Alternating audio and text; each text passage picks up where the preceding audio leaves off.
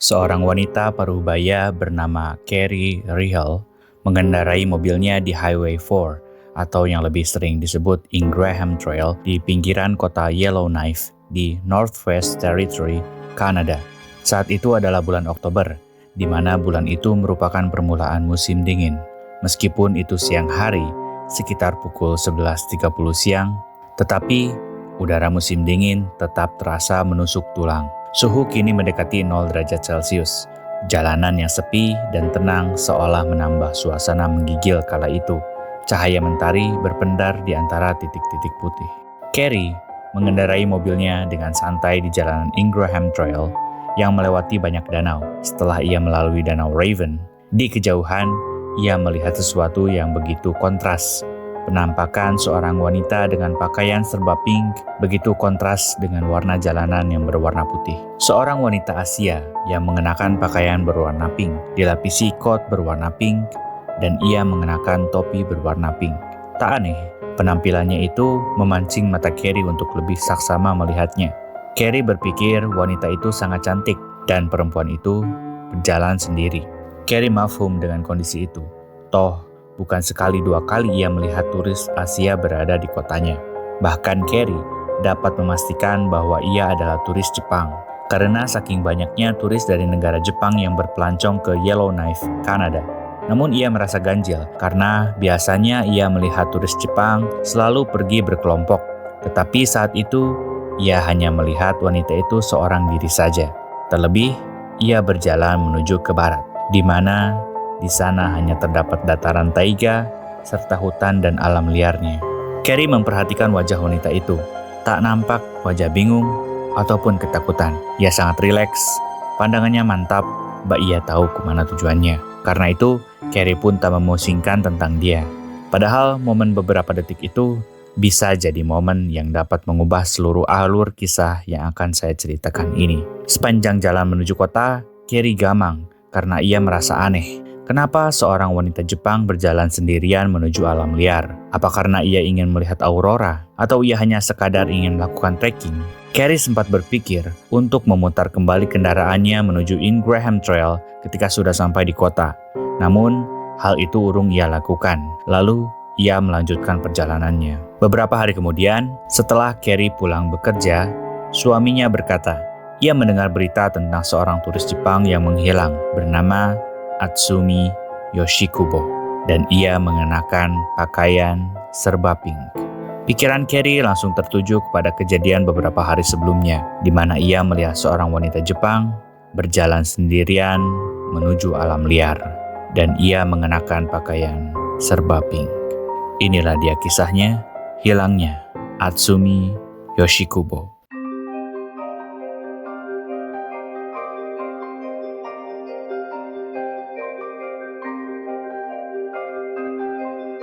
Sejak tahun 90-an, Yellowknife yang merupakan ibu kota Northwest Territory Kanada merupakan destinasi populer untuk turis Jepang. Alasan mengapa orang Jepang sering berkunjung ke negara yang memiliki Northern Lights atau aurora adalah karena orang Jepang adalah masyarakat yang penasaran dan juga senang berpelancong. Orang Jepang secara natural adalah masyarakat yang senang bepergian ke luar negeri karena mereka senang mencari hal-hal baru. Meskipun di Jepang sangat jarang terjadi aurora, tetapi iklan-iklan tentang tur melihat Northern Lights dipromosikan besar-besaran di Jepang. Mereka tidak hanya menyediakan jasa tur ke Yellowknife yang menjadi destinasi umum orang Jepang untuk melihat aurora, tetapi ada juga tur melihat aurora ke Alaska ataupun ke negara Skandinavia. Namun Yellowknife adalah destinasi yang cukup populer bagi turis Jepang hingga penduduk pun membuat simbiosis tersendiri. Simbiosis ini terjadi bukan tanpa alasan. 20% turis yang datang ke Yellowknife adalah berasal dari Jepang. Bahkan banyak hotel yang menyediakan menu restorannya dalam bahasa Jepang agar mudah dipahami oleh para pelancong. Hal ini juga membuat turis Jepang tertarik datang ke Yellowknife, tak terkecuali Yoshikubo. Sangat jarang turis Jepang datang sendiri. 15.000 turis Jepang yang datang di musim semi 2014, 95% diantaranya menggunakan tur dan 5% sisanya datang bersama teman dan warga lokal. Hanya saja, Yoshikubo datang sendiri dari kota tempat tinggalnya di Uto, di Pulau Selatan Jepang Kyushu pada tanggal 17 Oktober 2014. Kemudian melakukan rencana perjalanan melalui operator tur di Toronto, Kanada. Meskipun demikian, ayah Yoshikubo mengatakan pada penyiar NHK bahwa anaknya sering bepergian sendiri. Tapi malangnya bagi Yoshikubo, bulan Oktober dan November adalah bulan yang buruk untuk mengunjungi Yellowknife karena kondisi luar ruangan yang berbahaya dan Northern Lights yang sulit terlihat.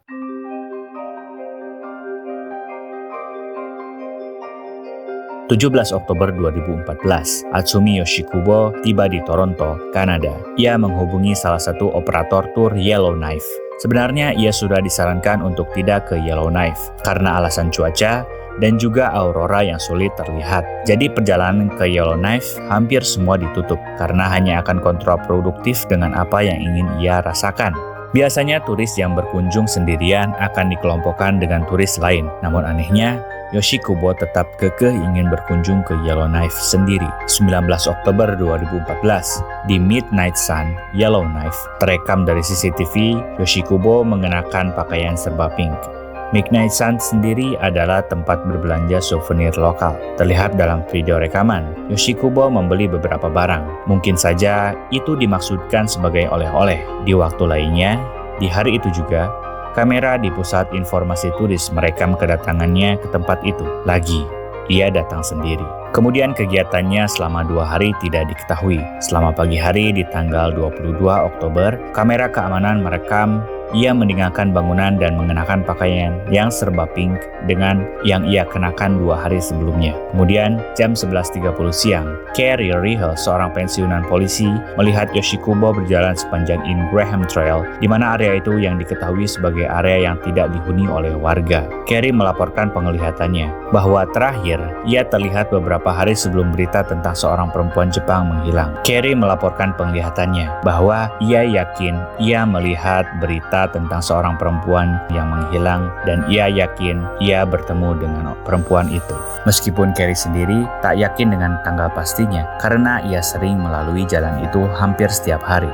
Ketidakhadiran Yoshikubo pertama kali disadari 5 hari setelah dia terakhir terlihat kala itu, di mana saat staf hotelnya menyadari bahwa dia tidak melakukan check-out 2 hari sebelumnya di mana ia harus pergi. Biasanya tamu hotel akan mengonfirmasi jika ia ingin overstay ataupun check-out. Namun tidak demikian dengan Yoshikubo, sehingga staf hotel kemudian membuka kamarnya dan ditemukanlah kopernya yang sudah tersusun rapi, seolah ia sendiri sudah bersiap untuk check out, tetapi nampaknya ia tak pernah datang kembali. Petugas pun mengecek daftar penumpang ke bandara lokal.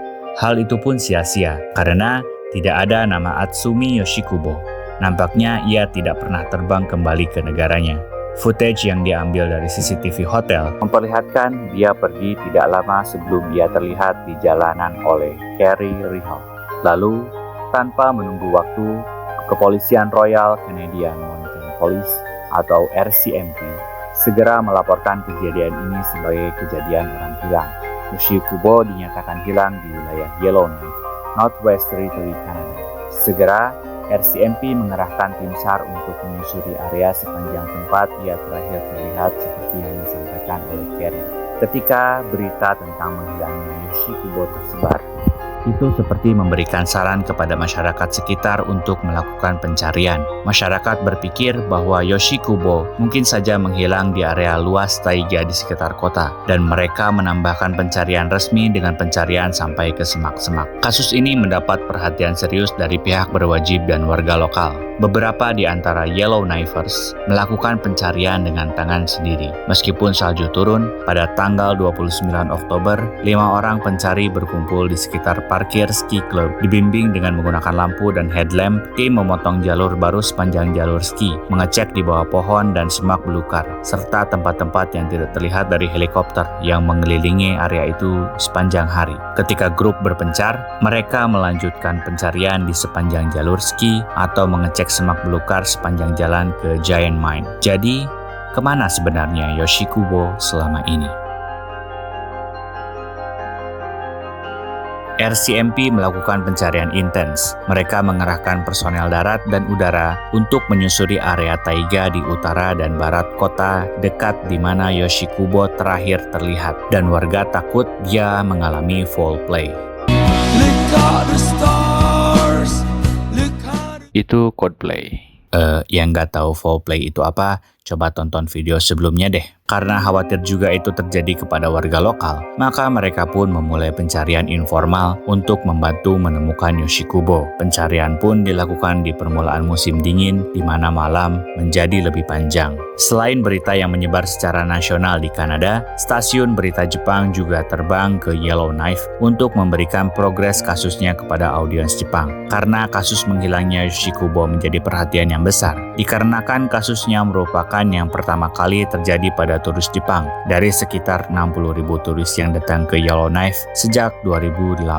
Pada tanggal 4 November, RCMP menghentikan pencarian berdasarkan dari apa yang mereka temukan di kamar hotel Yoshikubo dan informasi yang dikembangkan dari kepolisian Jepang. Mereka percaya bahwa dia datang ke Yellowknife dengan rencana untuk pergi ke alam liar sendiri dan menjadi orang hilang. Meskipun demikian, kasusnya tetap terbuka dan tubuhnya masih dalam status belum ditemukan, dan dia sudah dianggap meninggal oleh RCMP.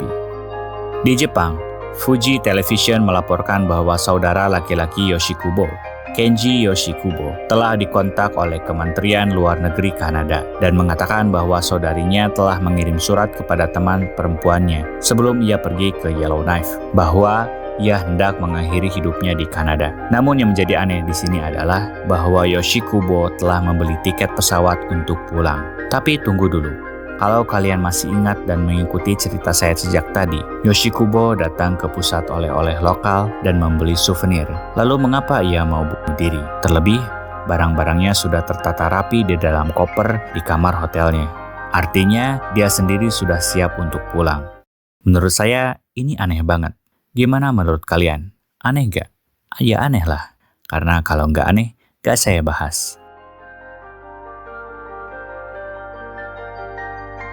Para warga lokal sangat tergerak dengan insiden menghilangnya Yoshikubo. Beberapa di antaranya melakukan pencarian rutin. Salah seorang warga lokal mengungkapkan bela sungkawanya dengan membuat kartu ucapan yang ditandatangani oleh warga di City Hall Yellowknife yang dimaksudkan untuk dikirim kepada keluarga Yoshikubo di Jepang. RCMP pun masih belum berhenti melakukan investigasi. Pencarian pun dilakukan lagi setelah musim dingin telah usai, dan para tim SAR yang direkrut RCMP mencari di area taiga di mana Yoshikubo kemungkinan besar hilang, sekaligus menjadi sarana latihan bagi tim SAR. Lokasi pasti untuk pencarian pun dirahasiakan, supaya hanya personel terlatih yang bisa melakukan proses olah TKP profesional tatkala tubuhnya ditemukan.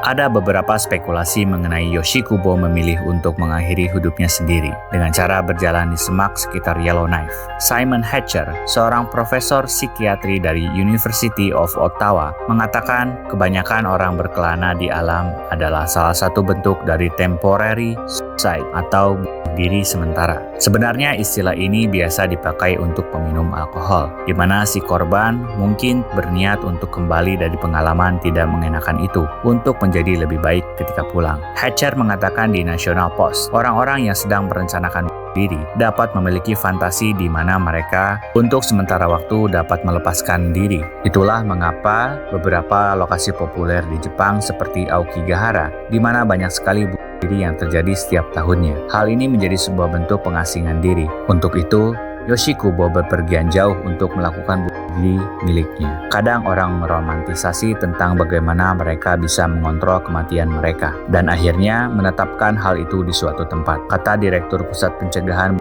di Toronto.